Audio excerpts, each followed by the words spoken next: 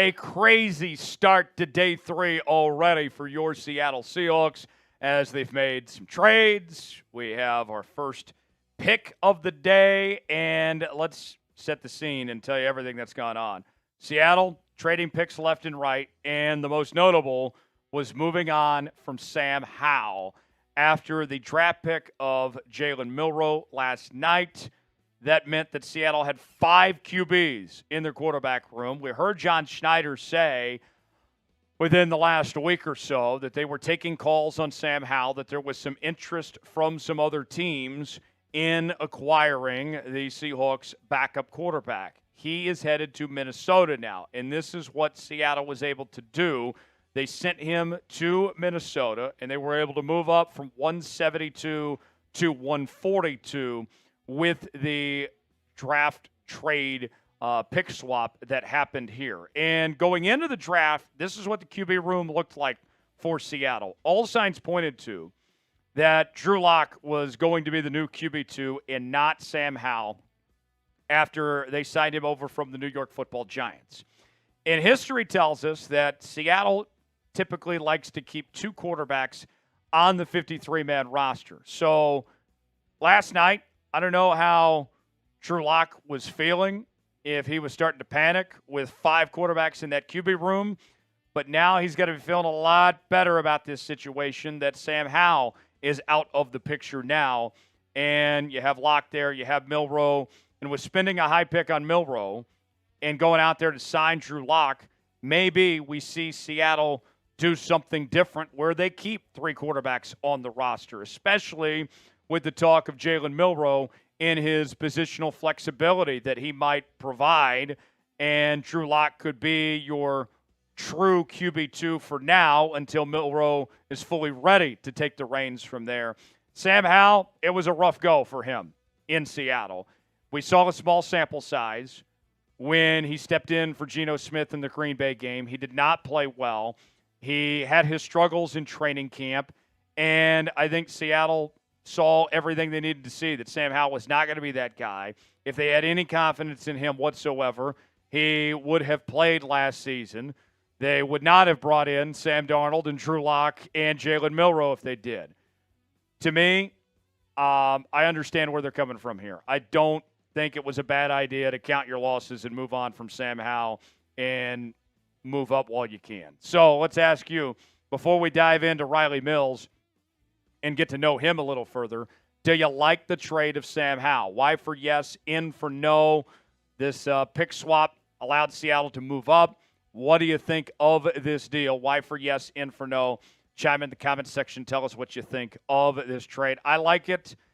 Helped out your draft. You got rid of a player you didn't need, a player that you didn't like, clearly. I'm fine with it. Weigh in and let us know.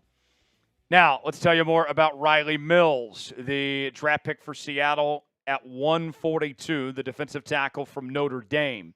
And right away, people are going to say that Rylie Mills, injury, big concern. And I understand where you may be coming from and all that. Tore his ACL in the first round of the college football playoff, needed surgery. He missed the entire pre-draft process. But these are the type of gambles you take when you're here in the 5th round. Had Rylie Mills not had the ACL injury, he would have gone much higher.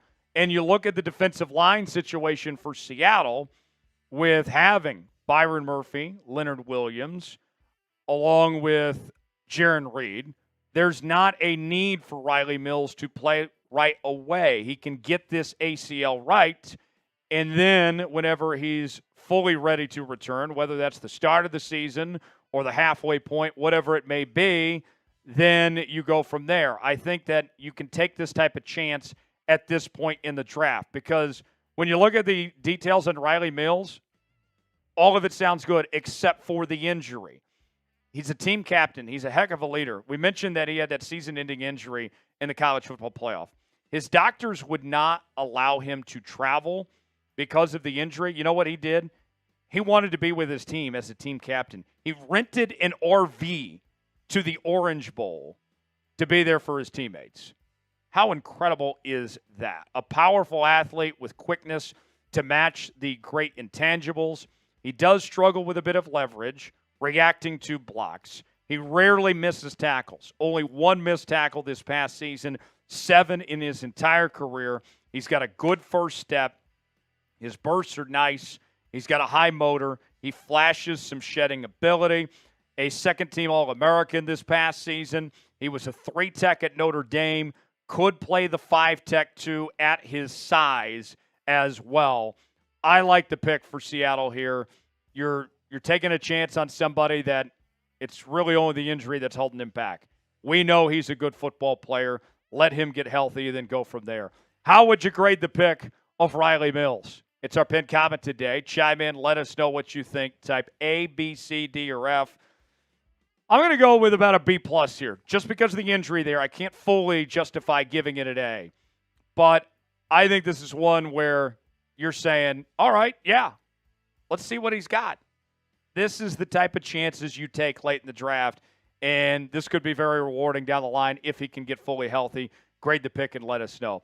Folks, this is why you subscribe to Seattle Seahawks Today. We're covering every single angle of this draft.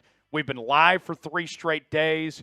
We've been bringing you analysis of trades like what we talked about with Sam Howell, in addition to our grades that we've done throughout the draft, and we have plenty more to come on the channel over the next couple of days. We'll do more grades tonight. We'll talk UDFAs tomorrow. We'll do a live show on Monday. If you love the Seattle Seahawks, you got to be subscribed. We're closing in. We're so close to 66,000 subscribers on the channel. I believe we're around 200 away from reaching that next mark. Subscribe now. Turn on your notifications. That way you're aware when we have new content on the channel. Best part about it, doesn't cost you a thing, 100% free. Subscribe now. You'll be glad you did. So when I look at Rylie Mills and some of the negatives that are out there with Rylie Mills beyond the injury, we don't know if he can play in 2025. This might be a redshirt year, but that's fine with me. Let him get fully healthy. He's not a guy you have to have on the football field right now. Didn't have any career pass breakups. I would like to see his hands get up there and swat down some more passes. That would be nice. Run defense had some issues. He does play a little tall at times, and he got called for 4 penalties. We mentioned him being a team captain and a good leader, but of his 4 penalties, one of them included, I'm not hesitating when I say this, punching a player from USC. Yeah. So that's not great. Chill a little bit, man. Take a Zen or something. You know, like, we don't need to be punching players. We don't need any more DK Metcalf situations. But you look at the numbers we just showed you there. 7.5 sacks, which is really good at that position. 34 pressures. And his pressure rate, very high. 11.7% the year prior. 12.4%. His TFL, 7.5, went up from 5.5 the year prior. 47 tackles in 2023, 37 in 2024. I think that if he gets fully healthy and can stay healthy, this is a tremendous fit for Seattle and a guy that could be around for a long time. Today's show is sponsored by Game Time. Game Time is the place to go for the best seats, the lowest prices guaranteed. Recently, I got the chance to go to an NBA game with the family.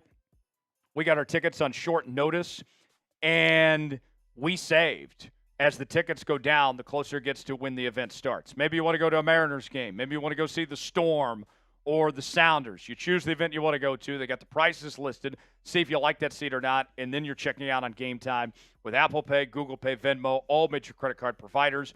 And the tickets that you save, the prices that you save on buying tickets, folks, you can invest that with their low prices tickets enabled feature on buying food, drinks, merchandise, and more easily get a large group to come with you. Game Time's the official ticketing partner of Seattle Seahawks Today. Their last-minute deals can save you up to 60% off buying for sports, concerts, comedy shows, theater productions, and more. Game Time makes last-minute ticket buying easier than ever by quickly highlighting the best deals in the stadium. They have their zone deals where you can save even more when you choose a section. Let Game Time choose the seats. They have their all-in pricing. Toggling this feature shows the total up front with no surprise fees at checkout. They have their seat views where you can get a panoramic view from your seat in the app before you buy. The lowest price is guaranteed, or Game Time will credit you 110% of the difference. Your purchase is covered with the most flexible customer service policy in the ticketing industry. Take the guesswork out of buying tickets with Game Time. Download the Game Time app, create an account, use code CHATSPORTS for $20 off your first purchase. Terms apply. Again, create an account and redeem code CHATSPORTS for $20 off. Download Game Time today. Last-minute tickets, lowest prices guaranteed. The link is in the comments and the description of today's video. Game Time, proud partner of Seattle Seahawks Today. So now you add Rylie Mills into the fold, and this will be a project. And the Seahawks have accepted that. I imagine they have done their homework on him of what it's going to take for him to get back. But they must feel pretty good, must feel pretty confident if they're going to make this selection. And the Seahawks medical staff has a good track record on these things. And I'll say this about the defensive line. This has been something they've invested in. John Schneider has made some major changes with this group in recent memory, starting with bringing back Jarran Reed. The trade they made for Leonard Williams at the trade deadline a couple of years ago. The first-round pick they made with Byron Murphy. There has been a renewed emphasis on stopping the run with this group, and they've seen some really good success in their building from here. And I think that Rylie Mills has the potential to help that cause for many years to come in that effort and provide stability for that group. You look going forward, and you still have a need at receiver to address. You took care of the interior of the offensive line, probably could use another lineman here potentially. And from here, now you're looking, all right, we got a really good safety. We got a really good tight end. You got a quarterback in Jalen Milroe who they fell in love with. They had 2 meetings with. They felt very confident. I think all in all so far, John Schneider has had a really good draft with these 5 draft picks, and that this team is in a pretty good spot and they're building for the future. Overarching view, this team's young, by the way. I know that they've spent on Cooper Kupp and DeMarcus Lawrence, but they are young, and there is a youth movement that is emerging in Seattle, and you have to be excited about that. Who do you want the Seahawks to draft next? Still a lot of good talent out there. Who comes to mind that you'd like to see in Seattle? Give me a name in the comment section below. Appreciate you joining us here on this edition of Seattle Seahawks Today. For continuing coverage throughout the rest of the draft, subscribe now, youtube.com/SeahawksTV. I'm Tyler Jones. Thanks for joining us. We'll see you next time.